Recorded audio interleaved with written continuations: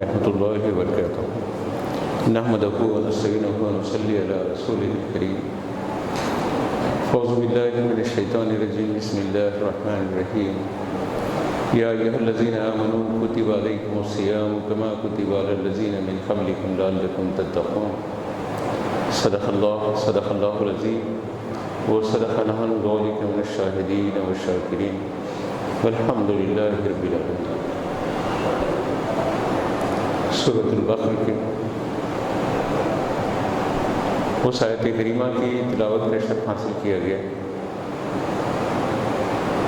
جس میں روزوں کی فرضیت کا اعلان ہے،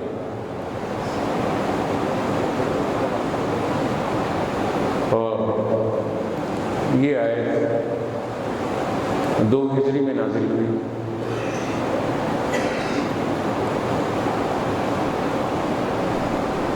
اس آیت پاک کا خصوصی وصف یہ ہے کہ اہل ایمان سے ایک اہم ترین فرض عبادت کی طرف رب تبارک و تعالیٰ ان کی توجہ مبذول کروانے سے پہلے انہیں انتہائی عزت کے لقب سے نوازا، یا ایھا الذین آمنوا، اے ایمان والو تم پر روزے فرض کیے گئے۔ تو روزوں کی فرضیت سے پہلے ایمان شرط ہے جس پر جو ایمان لایا ہی نہیں اس پر روزے فرض نہیں۔ ضمناً عرض کروں کہ ہم دیکھتے ہیں فلاں منسٹر روزے سے تھا، یا اس نے رمضان میں اتنے روزے رہ گئے، یا خود ہماری ریاست کے فلاں بڑے منسٹر کی بیٹی نے یہ اعلان کیا کہ میں رمضان میں روزے رہوں گی۔ مسلمان بہت خوش ہو گئے، ارے وہ غیر مسلم ہو کے روزے رہ رہے ہیں۔ میں ایسے لوگوں کو بھی دیکھا دوران ملازمت میں اونچے عہدے کے آفیسر بعض وقت رمضان میں وہ روزے رہتے، تو روزے کس پر فرض کیے گئے؟ کسی کافر پہ روزہ فرض نہیں، وہ آپ کو روزہ رکھ کر یا روزے رہنے کا اظہار کر کے آپ کو خوش کر سکتا ہے، اللہ کو نہیں کر سکتا۔ اللہ کی خوشنودی روزے سے پہلے ایمان پر ہے، یا ایھا الذین آمنوا کتب علیکم الصیام، تم پر روزے فرض کیے گئے ہیں۔ تو جو لوگ وقتی طور پہ بھوکے رہ جائیں، پیاسے رہ جائیں، اور یہ کہیں کہ ہم نے 8 روزے رہا، 10 روزے رہے، آپ نے دیکھا ہماری ریاست کے چیف منسٹر کی بیٹی نے اعلان کیا کہ میں روزے رہوں گی، پورے رمضان روزے رہوں گی، اخبارات کی سرخی بن گئی ہے، اور مسلمان خوش کہ کویتا میڈم روزے رہنے کے لیے اعلان کیے ہیں۔ کس کو خوش کر رہے ہیں آپ؟ ہم کو خوش کر کے کیا لینا دینا ہے؟ ہماری خوشی سے تم کو ملنے والا کیا ہے؟ تم پر روزے فرض نہیں ہے، تم پر ایمان فرض ہے۔ اسلام کی سب سے بڑی خصوصیت تو یہی ہے نا، کمال یہ ہے کہ مثلاً سور کا گوشت ہے، لحم الخنزیر ہے، اس کو حرام قرار دے دیا گیا۔ جن چیزوں کو اسلام نے حرام قرار دیا ہے اس میں بدجانور کا گوشت ہے، کتے کا گوشت ہے، یہ حرام ہے نا۔ اس کے حرام ہونے پہ تو کسی کو کوئی شک و شبہ بھی نہیں، لیکن اسلام کے نظام حلال و حرام پہ آپ توجہ دیں آپ کے جیب میں 500 روپے کی بالکل نئی نوٹ ہے، ابھی آپ نے ATM سے اس کو حاصل کیا ہے، کسی اور کے ہاتھ میں گئی بھی نہیں ہے، لیکن اگر وہ حرام راستوں سے حاصل کی گئی ہے، حرام طریقے سے حاصل کی گئی ہے، سود سے حاصل کی گئی ہے، رشوت سے حاصل کی گئی ہے، ظلم سے حاصل کی گئی ہے، چوری سے حاصل کی گئی ہے، تو نوٹ تو اپنی جگہ نوٹ ہے، لیکن اس نوٹ کا عملی تصور اسلام نے کیا دیا؟ صرف وہ کتے کا گوشت ہی حرام نہیں ہے، بلکہ وہ حلال جانور کا گوشت جو اس حرام نوٹ سے خریدا گیا یہ بھی حرام ہے نا۔ حرام و حلال کا تو تصور یہی ہے، حالانکہ پیسہ تو ایک ہی ہے، سکہ تو ایک ہی ہے، لیکن اس کے ذرائع جو ہیں ان ذرائع سے جس نے غلط ذرائع سے حاصل کیا اور ایک حلال جانور کا گوشت بھی خریدا تب بھی باوجود اس کے وہ حرام۔ تو ایسے ہی کسی نے روزہ رہا، اس کے باوجود بھی اس کا روزہ نہیں ہے، جیسے اس کا حلال نہیں ہے اس کا روزہ نہیں ہے۔ تو جس طریقے سے روزے کے لیے خوف خدا ضروری ہے اور مقصد روزہ بھی یہی ہے، لعلکم تتقون، کہ شاید تم متقی ہو جاؤ، اللہ کا خوف خدا کی دولت تمہیں حاصل ہو جائے، اور خوف خدا کی دولت کا واحد راستہ، مستحکم راستہ، پسندیدہ راستہ اللہ کے نزدیک بلا شبہ روزہ، اس لیے کہ ایک شخص نماز پڑھ رہا ہے تو اس کی نماز کی حیت کو، کیفیت کو دیکھ کے آپ سمجھ جاتے ہیں کہ نماز پڑھ رہا ہے۔ ایک شخص زکوٰۃ دے رہا ہے، چلو چھپا کے بھی دے رہا ہے، تو جس کو دے رہا ہے اس کو تو معلوم ہو جاتا ہے کہ یہ زکوٰۃ دے رہا ہے۔ ایک شخص حج کر رہا ہے، سب کو معلوم ہو جاتا ہے کہ یہ حج کر رہا ہے۔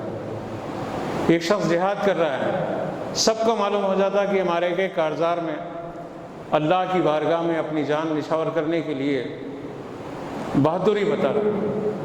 لیکن حج کا، روزے کا، زکوٰۃ کا، جہاد کا یا کسی اور نیک عمل کا تو اظہار بندے کے عمل سے ہو جاتا ہے، روزے سے نہیں ہوتا ہے۔ روزہ ایک راز ہے بندے کے اور اللہ کے درمیان، اور ایسا راز ہے وہ اللہ کو معلوم ہے اور اس کے بندے کو معلوم ہے کہ ایک کمرے میں بیٹھا ہوا ہے، شدت ہے گرما کی، پیاس کی شدت ہے، اور اسی کمرے میں ٹھنڈی پانی کی بوتلیں رکھی ہوئی ہیں،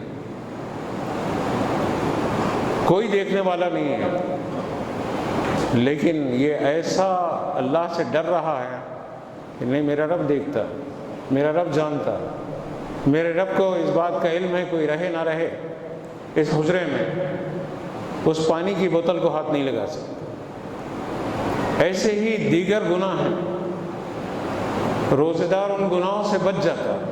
آقا کریم صلی اللہ علیہ وسلم نے فرمایا کہ الصیام جنۃ، کہ روزہ جو ہے ڈھال ہے، برائیوں سے بچاتا ہے، بے حیائیوں سے بچاتا ہے، بد کلامیوں سے بچاتا ہے، بد نگاہی سے بچاتا ہے، ہر قسم کی برائیوں سے روزہ بچاتا ہے۔ کوئی ایک ایسی عبادت پورے دنیا میں مذہب کے ماننے والوں کو سوائے مسلمانوں کے چھوڑ کے، ان کے پاس کوئی ایسی عبادت ہے تو بتا دو کہ جو ان کو برائیوں سے بچاتی ہے؟ نہیں۔ وہ لوگ بھی روزے رہتے ہیں، یہود بھی روزے رہتے ہیں، نصارہ بھی روزے رہتے ہیں، ہنود بھی روزے رہتے ہیں، باوجود اس کے وہ برائیاں ان سے دور نہیں ہوتی، اگر ہو بھی جائے تو ایسی برائی کہ نہیں روزے کے بعد کر لیں گے، معاذ اللہ، نعوذ باللہ۔ ایک رشوت خور ہے، رشوت کے لیے وہ حالت روزہ میں ہے، یہ بول رہا کہ نہیں روزے کے بعد لا دو اس، تو یہ اللہ کا خوف نہیں ہے۔ روزے کا مقصد ہی یہ ہے کہ تجھے برائیوں سے روکا جائے، روزے کا مقصد ہی یہ ہے کہ اللہ کی نافرمانیوں سے روکا جائے۔ تو روزے کے دوران یہ ٹریننگ ہے خوف خدا کی، اور ٹریننگ لے لینے کے بعد اس کے اوپر ایک ٹرینڈ آدمی عمل کرتا ہے عملی زندگی میں۔ آپ حالت روزہ میں اللہ کے خوف سے، برائیوں سے بچے رہیں، تو روزے کے بعد بھی ظاہری روزہ تو رمضان کے چاند سے لے کر ایک ماہ کے ختم ہونے تک روزہ ہے، لیکن عملی روزہ مسلمان کا پوری زندگی ہے، پوری زندگی کا ہر لمحہ اس کے لیے روزہ ہے۔ لعلکم تتقون، کہ شاید تم متقی ہو جاؤ۔ روزہ اسی لیے رکھا گیا ہے کہ تم دولت تقویٰ سے مالا مال ہو، ایک مہینہ ٹرین ہو جاؤ، ریفریشر کورس کر لو، اس کے بعد پھر 11 مہینے اس کے اوپر عمل کرو، اور ایسے عمل کرو کہ جیسے روزے میں تم نے کوئی برائی نہیں کی تھی، روزے میں تم نے بے حیائی نہیں کی تھی، روزے میں تم نے بد کلامی نہیں کی تھی، روزے میں تم نے کسی بھی طریقے سے اللہ کی نافرمانی نہیں کی تھی، تو اب روزے کے بعد بھی 11 مہینے اس کے اوپر عمل کرو، تو لعلکم تتقون، کہ روزے کا تب تمہیں انعام ملے گا۔ عملی طور پر روزہ رہ لیے، اس کے بعد میں روزے کا وقت ختم ہوتے ہی معاذ اللہ گناہ میں مصروف ہو گئے، تو پھر روزہ نہیں۔ اور کمال یہ ہے کہ میں ابھی دیکھ رہا تھا، علامہ غلام رسول سعیدی رحمۃ اللہ علیہ کی تفسیر دیکھ رہا تھا، تبیان الفرقان، رات میں بہت دیر تک دیکھتا رہا اس کو۔ سورہ بقرہ کی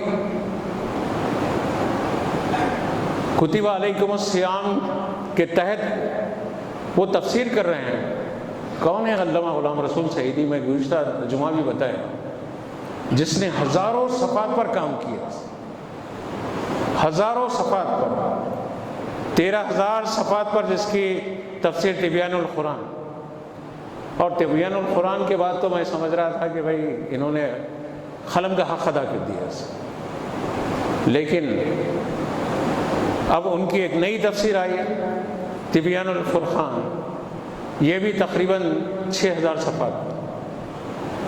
ابھی 2 روز پہلے اسد الدین اویسی صاحب نے اس کو طلب کیا، اور وہ کہہ رہے تھے کہ اردو دنیا کی ایک بے مثال تفسیر ہے، میں نے دیکھا اس کو، جگہ جگہ سے کہیں میں نے دیکھا، کمال کی تفسیر ہے۔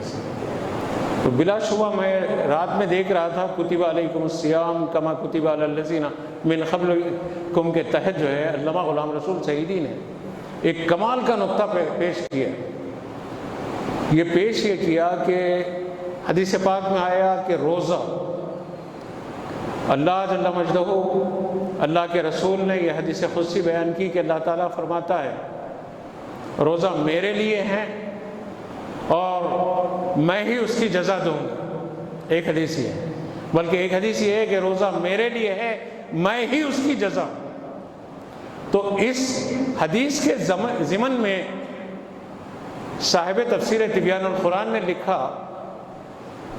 کہ اللہ ہی اس کی جزا ہے، اللہ اس کی جزا دے گا۔ اس کا مطلب کیا ہے؟ کیا نماز کی جزا اللہ نہیں دے گا؟ کیا حج کی جزا اللہ نہیں دے گا؟ کیا زکوٰۃ کی جزا اللہ نہیں دے گا؟ کیا جہاد کی جزا اللہ نہیں دے گا؟ یہ شب و روز کی نیکیوں کی جزا اللہ نہیں دے گا؟ یہ شب بیداریوں کی جزا کیا اللہ نہیں دے گا؟ ہر چیز کی جزا تو اللہ ہی دیتا ہے۔ پھر یہ روزہ میرے لیے ہے اور میں ہی اس کی جزا دوں گا، اس کا مطلب کیا ہے؟ تو علامہ غلام رسول سعیدی نے ایک حدیث وہاں پر نوٹ کی، اور انہوں نے تحریر فرمایا کہ قیامت کے دن اللہ کے سامنے جب بندہ حاضر ہوگا تو ایک بندہ اٹھ کھڑا ہوگا اور کہے گا کہ اے اللہ، اس بندے کے تئیں میرے بعض حقوق ہیں، اس نے اس حقوق کو میرے غصب کیا تھا، اس حق کو لے لیا تھا، اس نے میرے ساتھ ظلم کیا تھا، اس نے میرے ساتھ زیادتی کی تھی، اس نے میرا جو ہے مال کھا گیا تھا، اس نے میرے ساتھ جو ہے انصاف نہیں کیا تھا۔ تو نتیجہ یہ ہوگا کہ اس کی نمازیں، اس کی زکوٰۃ، اس کا حج، اس کا جہاد، اس کے سارے نیک اعمال اس کے جو ہے اس بندے کے حقوق میں ادا کرتے چلے جائیں، بچے گا کیا؟ آقا فرما رہے ہیں کہ قیامت کے دن پہاڑوں جیسے نیکی لائیں گے بعض لوگ، لیکن حقوق العباد میں جب لوگ اس کے سامنے کھڑے ہو جائیں گے، تو جب کھڑے ہوں گے اور لوگ کہیں گے کہ اس نے مجھے دل آزاری کی تھی، اس نے میرے ساتھ زیادتی کی تھی، اس نے میرے اوپر دسترازی کی تھی، اس نے مجھے مارا تھا، اس نے میرے یہ حقوق غصب کیے تھے، ارشاد ہوگا کہ ٹھیک ہے، اس کے نیک اعمال میں سے، اس کی نماز میں سے اس کی نیکی لے لو، اس کے زکوٰۃ کے اعمال میں سے اس کی نیکی لے لو، اس کے حج کے اعمال میں سے اس کی نیکی لے لو، اس کے جہاد کے اعمال میں سے اس کی نیکی لے لو، ساری نیکیاں اس کی لے لی جائے گی۔ اب اس کے بعد اس کے پاس کچھ نہیں بچے گا، اگر کچھ بچے گا تو روزہ بچے گا۔ اور رب تبارک و تعالیٰ اس موقع پہ اس بندے سے کہے گا کہ ابھی تیرے کچھ حقوق ہیں تو میں اپنے کرم سے وہ سارے حقوق ادا کر دیتا ہوں، اور روزہ جو ہے یہ میرے لیے رکھا تھا، اسی لیے میں ہی اس کی جزا ہوں، یا میں ہی اس کو جزا دوں گا، اور روزے کے اس جو ہے اجر کے سبب میں اس کو جو ہے مغفرت کی خوشخبری سنا دی جائے گی۔ سارے اعمال چلے گئے، نماز چلے گئی، زکوٰۃ چلے گئی، حج چلے گیا، جہاد چلے گیا، بچا تو کیا بچا؟ روزہ بچا۔ اور روزہ اللہ نے اس کو اپنے کرم سے اپنے لیے رکھ لیا ہے، اس میں سے کسی کے حق میں کسی حق مانگنے والے کو حق نہیں دے گا اللہ۔ تو روزے دار کا یہ مقام و مرتبہ ہے، روزے کی یہ جو ہے فضیلت ہے، روزے کی جو ہے یہ عظمت ہے کہ روزے دار کو اس دن روزہ بچائے گا، جس دن سارے لوگ سب کھینچ لیں گے، سارے لوگ سارے جو ہے اعمال لوٹ لیں گے گویا، اس دن اگر کچھ بچے گا اور کسی چیز سے وہ جو ہے جنت میں جائے گا تو یہ روزے کے تحت جائے گا۔ لیکن معیار روزہ کیا ہے؟ جب روزہ اتنی بڑی خاص عبادت ہے تو روزہ رہیں کیسے؟ زبان سے روزہ رہے، بد کلامی نہ کرے، غیبت نہ کرے، تہمتیں نہ لگائیں، گالی گلوچ نہ کریں، فحش نہ بکیں، اور زبان کے جتنے گناہ ہیں جھوٹ نہ بولیں، وہ سب جو ہیں آپ اس سے محفوظ رہیں، تو تب جو ہے آپ کی زبان روزدار ہے، پورا جسم روزدار ہے، زبان روزدار نہیں ہے، منہ بھر بھر کے بک رہا ہے تو زبان روزدار نہیں۔ آنکھ روزدار کیسے ہیں کہ بے حیائی سے بچے، بد نگاہی سے بچے، بدی کے سارے مناظر سے اپنی آنکھوں کو محفوظ رکھیں۔ روزہ ہے اور سب گندگیاں دیکھ رہا ہے، تو روزے میں جب نہیں دیکھ سکتا، ٹریننگ کے دوران نہیں دیکھ سکتا، 11 مہینے تک جو ہے یہ ٹھیک ہے آزاد تھا، اب ٹریننگ دی جا رہی ہے، تو ٹریننگ لے لینے کے بعد پھر دیکھا تو ناکام ہوا نا۔ ایک سپاہی ہے، اس کو 9 مہینے کی ٹریننگ دی جاتی ہے، 9 مہینے کی ٹریننگ کے بعد اس کا امتحان لیا جاتا ہے، رینج پہ لے جایا جاتا ہے، فائرنگ کروائی جاتی ہے، گراؤنڈ پہ لے جایا جاتا ہے، بھگایا جاتا ہے، کودایا جاتا ہے، اس کو سارے کام اگر 9 مہینے وہ اپنے ٹریننگ سینٹر میں رہ کے کھایا ہے، پیا ہے، سب کچھ کیا ہے، اور امتحان میں ناکام ہے تو پھر وہ ناکام۔ تو اس مہینے میں اگر آپ نے تقوی کو اپنایا ہے، تقوی کی ٹریننگ لی ہے، تو 11 مہینے اس پہ عمل بھی کرنا ہے۔ 11 مہینے اگر عمل نہیں کرتے ہیں تو ٹھیک ہے، یہ اللہ کا رحم ہے، یہ اللہ کا کرم ہے، یہ اللہ کا فضل ہے، اس نے ہم کو پھر موقع دے دیا ہے نا۔ پچھلی زندگی چھوڑ دو، کیا ہو گیا، اب پھر موقع ملا ہے نا۔ کتنے لوگ ہیں کہ اس موقع سے محروم، یہ ماہ مبارک کے آنے سے پہلے چلے گئے۔ جو لوگ اس ماہ مبارک میں جا رہے ہیں وہ تو انتہائی قابل مبارکباد، ان کی بخشش، ان کی مغفرت، ان کی نجات کا معاملہ تو ایسے ہیں کہ یہ بتا دیا گیا ہے کہ اس کے لیے نہ حساب ہے نہ کتاب ہے جو رمضان میں ایمان کے ساتھ مر جاتا ہے، وہ تو بہت ہی انعام کے ساتھ دنیا سے رخصت ہو رہا ہے۔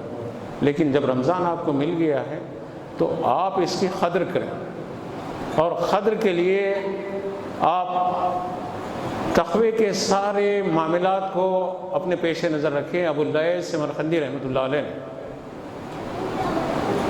یہ تحریر فرمایا کہ وہ بندہ متقی ہو ہی نہیں سکتا کہ جس کا ہاتھ تقوی سے مالا مال نہ ہو، جس کی زبان تقوی سے مالا مال نہ ہو، جس کی آنکھ تقوی سے مالا مال نہ ہو، جس کے کان تقوی سے مالا مال نہ ہو، جس کا شکم تقوی سے مالا مال نہ ہو، جس کا قلب تقوی سے مالا مال نہ ہو، جس کے جسم و جوارے تقوی سے مالا مال نہ ہو، وہ متقی نہیں ہے۔ اور مقصد روزہ تو یہی ہے کہ لعلکم تتقون، کہ شاید تم متقی ہو جاؤ۔ یہ نہیں کہا گیا کہ روزہ رہو تو تم متقی ہو جاؤ گے، شاید تم متقی ہو جاؤ۔ لعلکم کہا گیا کہ شاید تم کو دولت تقوی مل جائے۔ تو دولت تقوی کے لیے ہم کو کرنا کیا ہے؟ اللہ کے خوف کو پیش نظر رکھنا، اور جب اللہ کے خوف کو پیش نظر رکھیں گے تو روزے میں فرشتوں کا جو مزاج ہے، جو انداز ہے، ایک ایک عمل کو آپ، ایک ایک عادت کو آپ، ایک ایک جو ہے لمحے کو آپ اس سے منسلک کر کے رہ جائیں۔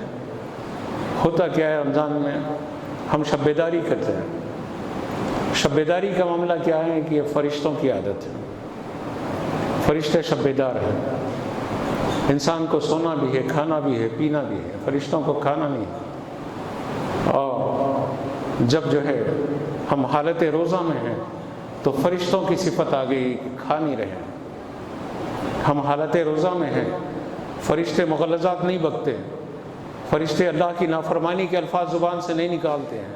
روزہ دار میں فرشتے کی صفت آ گئی کہ وہ اپنی زبان سے اللہ کی نافرمانی کے کلمات نہیں نکالتے۔ فرشتوں کو بے حیائی کے مناظر پسند نہیں ہیں۔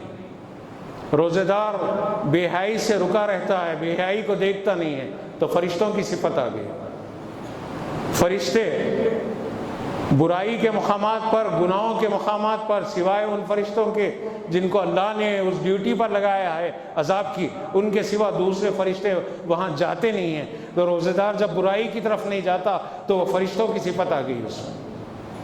تو روزہ دار کو انسان فرشتوں کی صفت سے مالا مال کرتا ہے، اور روزہ دار کم از کم یہ محسوس کر لے کہ میں جو ہے وہ بشری کیفیت میں رہ کر فرشتوں کی صفت سے مالا مال ہو رہا ہوں۔ تو کوئی اور طاقت نہیں ہے کہ وہ صرف روزہ ہے۔ روزہ آج کے روزے میں اور 2 ہجری کے روزے میں بڑا فرق ہے۔ آج کا روزہ تو بہترین سحری کا روزہ ہے، آج کا روزہ تو بہترین اے سی کا روزہ ہے، آج کا روزہ تو گھروں کے ٹھنڈے ٹھنڈے ماحول کا روزہ ہے، آج کا روزہ تو پیٹ بھر کے کھا لینے کے بعد اطمینان سے افطار کا روزہ ہے، اور افطار میں ہمہ قسم کے پکوان ہمارے استقبال کرتے رہتے ہیں، ہمہ قسم کے پھل ہمارے سامنے موجود رہتے ہیں۔ آج کا روزہ یہ روزہ ہے، 2 ہجری کا روزہ یہ روزہ نہیں۔ 2 ہجری کا روزہ وہ روزہ جب روزے فرض ہوئے۔ حضرت سلامہ کی روح سے پوچھو کہ اے صحابی رسول، آپ کی وہ کیفیت کیسی تھی 2 ہجری کے روزے میں؟ آپ کیسے جو ہے مکے کے مدینہ پاک کے، یعنی ہجری کی 2 ہجری میں ہوا نا، ہجرت کر کے مدینہ آ گئے تھے، مدینہ کے بازار میں سلامہ جو گر گئے تھے، حضرت سلامہ کی روح سے پوچھو کہ حضرت سلامہ آپ کی وہ بھوک کیسی تھی، آپ کی وہ شدت روزہ کی وہ تکلیف کیسی تھی؟ تو حضرت سلامہ کی روح آواز دے گی کہ وہ روزہ ایسا روزہ نہیں تھا، بلکہ کیسا روزہ تھا؟ وہ روزے فرض ہوئے تھے، فرض ہونے کے بعد جیسے ہی آپ افطار کر لیتے ہیں، اس کے بعد اگر سو جائے، نیند لگ جائے، جب تک جاگتے رہیں تب تک کھا سکتے تھے، اور جیسے ہی جب آپ سو گئے، آنکھ لگ گئی، نیند سے بیدار ہوتے ہی روزہ شروع۔ ایسا سحری تک کھانے کی اجازت نہیں تھی۔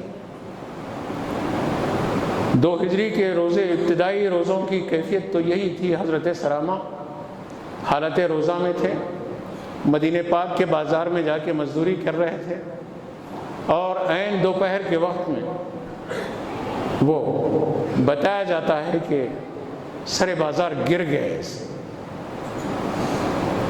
اصحاب رسول قریب آئے، آ کے دیکھیں سرامہ گرا ہوا ہے۔ پوچھے کہ سرامہ کیا بات ہے؟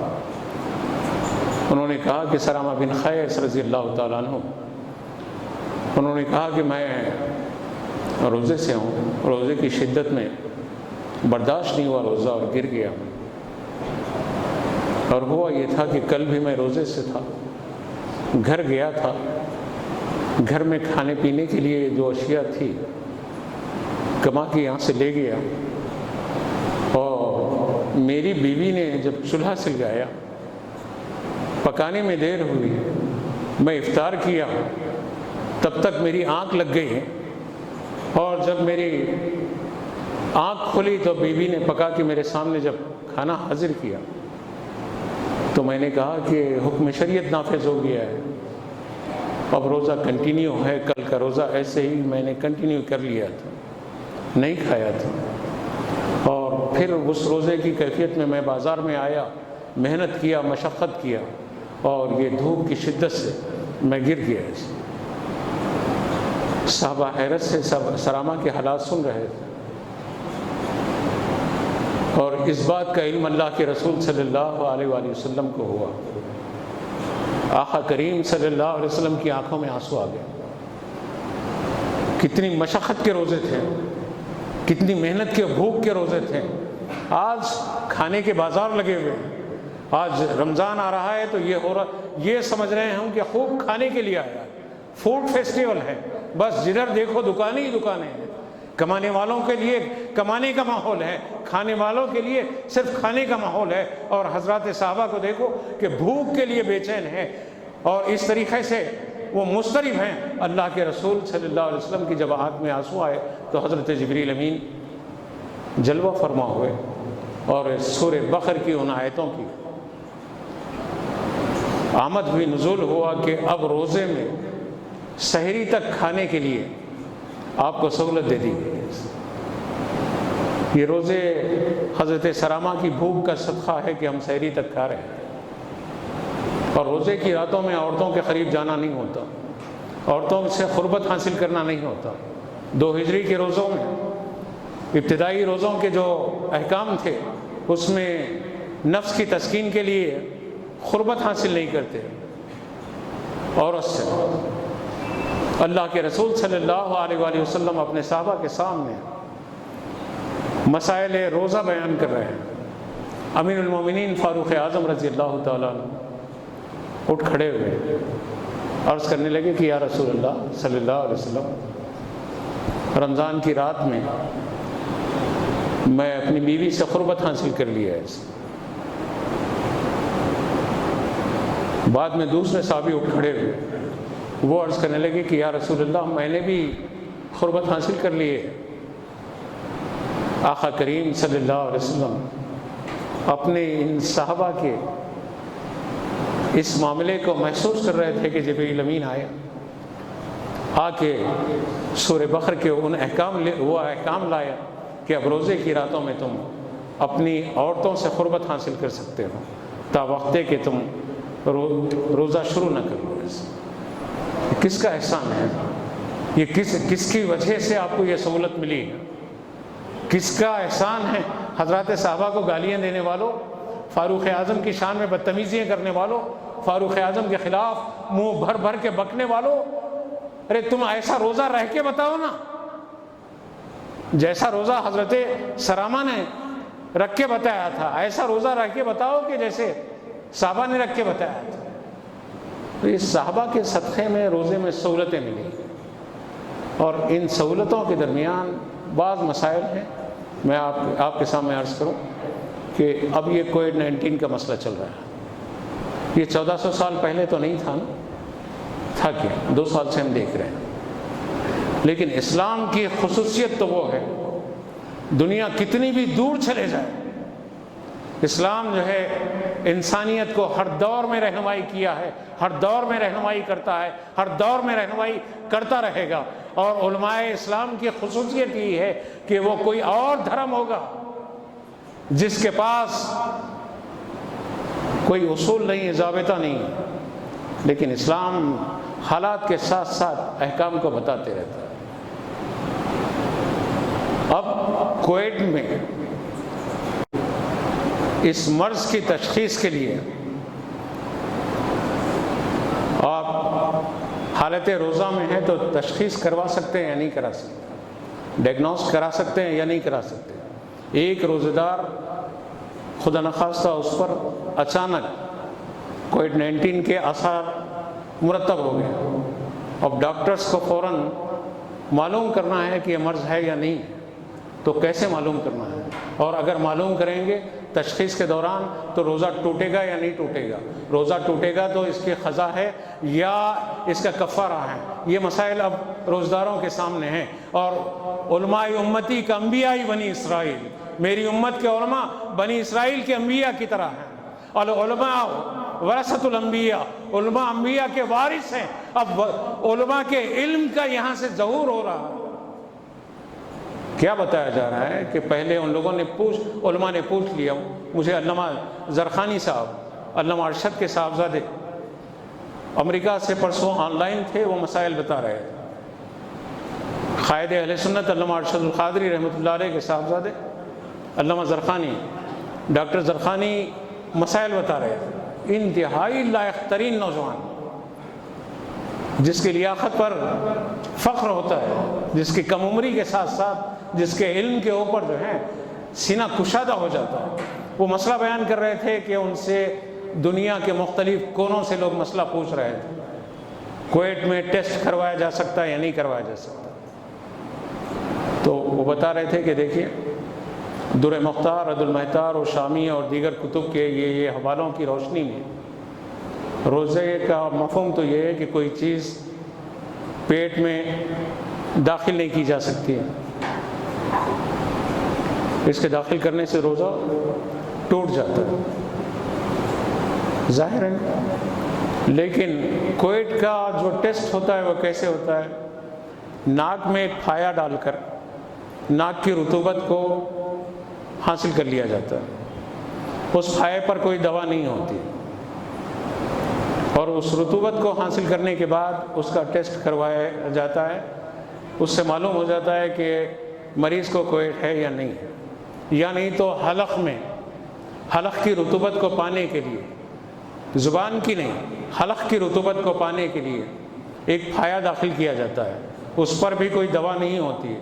پھایا حلق میں جب داخل کر دیا جاتا، اس سے رطوبت کو حاصل کیا جاتا اور اس کے بعد پھر ٹیسٹ کروایا جاتا۔ تو علامہ زرخانی نے مسئلے کو اس آسانی سے وضاحت کیا۔ بہار شریعت میں حضرت صدر الشریعہ علامہ امجد علی رضوی رحمۃ اللہ علیہ نے یہ لکھا کہ کوئی چیز جو بدن میں داخل کی جائے وہ معدے میں نہ جائے اور دماغ میں نہ جائے تو روزہ نہیں ٹوٹے گا۔ تو کویت کے ٹیسٹ میں بھی پھائے سے جو رطوبت حاصل کی جاتی ہے نہ وہ پیٹ میں داخل ہوتی ہے نہ دماغ میں داخل ہوتی ہے، اس لیے اس طریقے سے اس کو ڈائگنوز کیا جا سکتا ہے، اس کی تشخیص کی جا سکتی ہے، شرعاً جو ہے ایسا کرنا جائز۔ ارے علماء کو کیا تم یہ سمجھ رہے ہو کہ بس یہ صرف عام لوگوں کے افسانوی کیفیتوں کا نام ہے؟ نہیں، حالات اور مسائل کے انتہائی پرپیش وادیوں میں جب اللہ کے بندے شزدر رہ جاتے ہیں، راستے نظر نہیں آتے، تو العلماء ورثۃ الانبیاء کہ علماء جو ہیں انبیاء کے وارث ہیں، ان کو راستے دکھاتے ہیں شریعت کے۔ میں بات ختم کرتے ہوئے عرض کروں کہ پرسوں ہمارے شہر میں مائیگرینٹ ہو کے آنے والے ایک مجاور مسائل بیان کر رہے ہیں ٹی وی پر۔ میرے بھائی آپ کا کام ہے چادریں گن لو، خبر پہ کتنے آئی تھے، غلے میں کتنے پیسے آئے تھے وہ گن لو، تمہارا کام ہے نذرانے کتنے مل گئے تھے یہ گن لو، شرعی مسائل بتانا تمہارا کام نہیں ہے۔ شرعی مسائل بتاتے ہوئے بیٹھے ہوئے ہیں مجاور صاحب اور یہ بول رہے ہیں نہیں آنکھ میں دوا ڈالنے سے روزہ نہیں ٹوٹے گا۔ مجاور صاحب آپ کو علم ہی نہیں ہے، اس مجمع میں کتنے میڈیکل اسٹوڈنٹس ہوں گے، ان سے پوچھ لو آنکھ سے منفذ ہیں، روٹ ہیں حلق تک، اور حلق کے نیچے اتر جاتی ہے دوا، کڑواہٹ محسوس ہوتی ہے دوا کی۔ علم اناٹومی اس بات کی تشریح کر رہا ہے، علم الابدان میں کون سی رگ کدھر جاتی ہے اور کون سی رگ کا کیا کام ہے، کون سی رگ دماغ کو جاتی، کون سی رگ آنکھ کو جاتی، کون سی رگ کان کو جاتی، یہ سب کچھ جو ہے آج میڈیکل سائنس کے اسٹوڈنٹ کے سامنے سب کھلی کتاب ہے، پورا جسم کھلی کتاب ہے۔ یہ مسئلہ بیان کر رہے ہیں مجاور صاحب، آپ کا یہ کام نہیں ہے۔ محقق علماء نے واضح طور پر بتا دیا کہ آنکھ میں دوا قطعی نہیں ڈالی جا سکتی حالت روزہ میں۔ حالت روزہ میں اگر آنکھ میں دوا ڈالی جائے گی تو روزہ ٹوٹ جائے گا، اس واسطے کہ نہ صرف یہ حلق تک رکتا ہے، حلق کے نیچے تک اتر جاتا ہے، اس کی کڑواہٹ بھی محسوس ہوتی ہے۔ تو علم حاصل کرنا ہے تو مستند علماء سے حاصل کرو، علم حاصل کرنا ہے تو محقق علماء سے حاصل کرو۔ علم جو ہے یہ جو ٹی وی پر آ گیا آپ اس سے علم حاصل کر رہے ہیں، جو بول دیا اس سے علم حاصل کر رہے ہیں، نہیں علم نہیں ہے یہ تو جانوروں کی چراگاہ بن جائے گا کہ جہاں چاہے جو مل گیا کھا گئے۔ نتیجہ کیا ہوتا ہے کہ کبھی غذا مل جاتی ہے، کبھی زہر مل جاتی ہے۔ تو اپنے روزوں کی حفاظت کرو، اور اگر مسائل میں کوئی کسی طریقے سے تردد ہوتا ہے تو اپنے مستند علماء کی طرف متوجہ ہو جاؤ، روزہ بچا لو۔ روزہ سب سے اہم ترین ڈھال ہے، اہم ترین، جیسے میں نے بتایا نا کہ سارے اعمال اس دن اگر کھینچ لیے جائیں اہل حقوق، تو یہ عمل تو جو ہے آپ کا اللہ رب العزت اپنے تئیں رکھا ہے، اور اس سے جو ہے مغفرت ہو جاتی ہے۔ حاصل یہ ہے کہ آخری بات یہ کر رہا ہوں، ہم روزانہ تراویح کے بعد جب سے کرفیو ہوا ہے روز سمجھا رہے ہیں، اب آپ کے پیر پکڑ کے سمجھانا باقی رہ گیا ہے۔ اگر وہ خواہش ہے تو اس خواہش کو بھی میں اور میری مسجد کا امام اور میری مسجد کے انتظامی کمیٹی کے ایک ایک فرد آپ کے پیر پکڑ لیتے ہیں۔ اگر آپ کی وہ خواہش ہے تو اس کی بھی تکمیل کریں۔ ہم کہہ رہے ہیں کہ اللہ کے بندو، تراویح کے بعد آپ فوراً نکل جاؤ، آپ ٹھہریں گے تو دوسرے ٹھہر جا رہے ہیں۔ علاوہ اس کے کہ جو لوگ دور دراز سے تراویح کے لیے آ رہے ہیں ان کو راستے میں پولیس کے ڈنڈے کھانا پڑتا ہے۔ کیا آپ مار کھلانا چاہتے ہیں؟ مسجد کو دیر تک کھلی رکھ کے 4 2 2 3 3 اوپر بیٹھ جا رہے ہیں، فونا کھول لیے بیٹھ گئے آرام سے۔ اللہ کے گھر میں آ کے ایک گناہ تو وہ ہے جو انسان بازار میں کرتا ہے، ایک گناہ وہ ہے جو انسان اپنے گھر میں کرتا ہے، ایک گناہ وہ ہے جا کے عدالت میں کر معلوم ہوتا ہے، اور یہاں اللہ کے گھر میں آ کے گناہ کر رہا ہے۔ خوف نہیں ہے تجھے، مسجد میں جو ہے یوٹیوب کھول کے دیکھ رہا ہے، خوف نہیں ہے تجھے۔ ارے کیسے سمجھائیں؟ اللہ کے لیے کم از کم جو ہے تراویح ختم ہوتے ہی آپ نکل جاؤ، گھر جا کے وتر ادا کرو۔ آخری بات، دیر ہو رہی، 1 سیکنڈ سن لو، بہت اہم ترین مسئلہ ہے وتر۔ یہ واجب ہے، واجب نماز ہے، اور اللہ کے رسول صلی اللہ علیہ وسلم نے فرمایا جو وتر ترک کر دے، جو وتر چھوڑ دے وہ ہم میں سے نہیں ہے۔ میں ابھی مفتی خلیل خان برکاتی رحمۃ اللہ علیہ کے فتاوے دیکھ رہا تھا آنے سے پہلے۔ مسائل وتر پر مفتی خلیل خان برکاتی رحمۃ اللہ علیہ نے یہ لکھا ہے کہ اللہ کے رسول نے فرمایا کہ جو وتر چھوڑ دیا وہ ہم میں سے نہیں ہے۔ آپ سوچیں کہ باپ اگر ایک بیٹے سے کہے کہ تو اور میرا کوئی تعلق نہیں ہے، ایک مالک ملازم سے کہے کہ آج سے تیرا میرا کوئی تعلق نہیں، کیا حال ہوتا ہے؟ اللہ کے رسول فرما رہے ہیں کہ وتر چھوڑنے والے کا ہم سے کوئی تعلق نہیں، اور ہم ہیں کہ تراویح کا شوق ہے، تراویح پڑھ رہے ہیں، ذوق شوق سے 20 رکعت تو تراویح میں ٹھہر رہے ہیں، نماز وتر کی کوئی فکر ہی نہیں، بھاگ نکل کے۔ اور اگر یہاں تو آپ کو پابند کیا جا رہا ہے کہ گھر جا کے پڑھ لو، گھر جا کے پڑھ لے یا نہیں پڑھ لے نہیں معلوم۔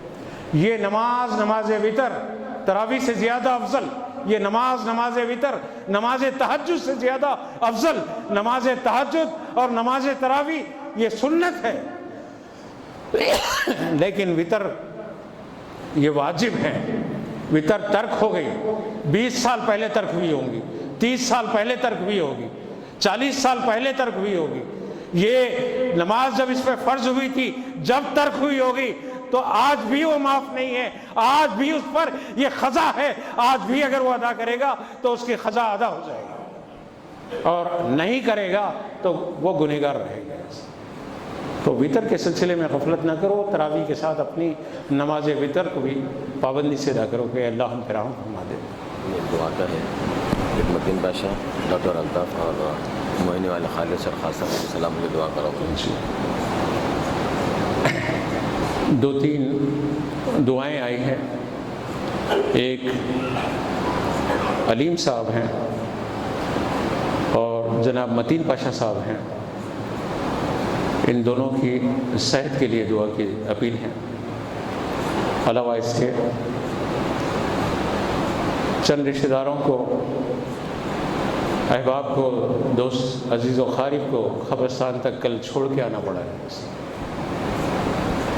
جن میں سے بعض تو بہت ہی پوری قوم کا سرمایہ،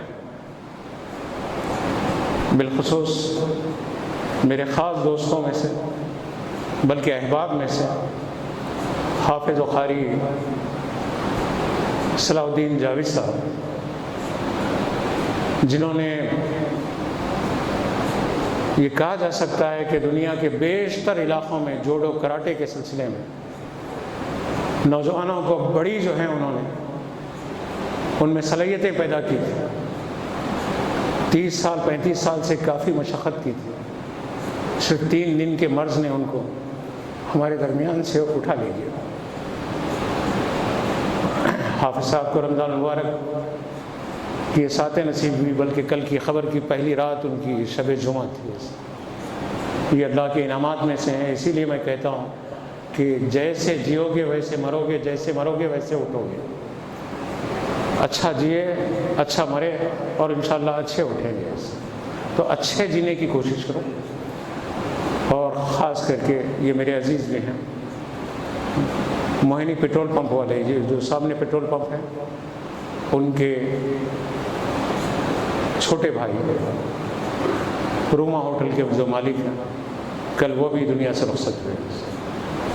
تو عزیزو، جس سے بھی مل رہے ہو محبت سے ملو، جس سے مل رہے ہو جس کے حقوق ادا کرنا ہے ادا کر دو۔ ہو سکتا ہے کہ یہ ملاقاتیں کسی کی بھی آخری ہو سکتی ہے، یہ جمعہ یہاں ہے، ممکن ہے کہ آنے والا جمعہ خبر کی کوئی خاموش تنہائی میں ہو، میرا یا کسی کا بھی۔